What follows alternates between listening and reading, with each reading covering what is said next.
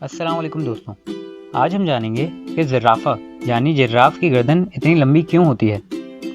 زرافے کے بارے میں یہ تحقیق پہلی مرتبہ فرینچ زوالوجسٹ شان لیمارک نے پیش کی تھی۔ اس تحقیق کے مطابق شروعات میں زرافے کی گردن اتنی لمبی نہ تھی اور وہ دوسرے جانوروں کی طرح ہی تھا، مگر جیسے جیسے باقی گھاس پھوس کھانے والے جانوروں کی تعداد میں اضافہ ہوتا گیا، ویسے ہی زمین پر کھانے کے لیے مقابلہ بھی سخت ہوتا گیا۔ اب چونکہ زرافے کے پاس نہ تو ہاتھی جیسی طاقت تھی اور نہ ہی ہرن جیسی پھرتی، تو اسے اپنی بھوک مٹانے کے لیے درختوں سے پتے کھانے پڑے۔ اب چونکہ درخت کے پتے اونچائی پر تھے تو زرافے کو اپنی گردن مسلسل کھینچنی پڑتی پتوں تک پہنچنے کے لیے۔ نسل در نسل جب زرافے کی گردن پر یہ تناؤ پڑتا گیا تو زرافے کی آنے والی نسلوں کی گردن بھی لمبی سے لمبی ہوتی گئی۔ شکریہ۔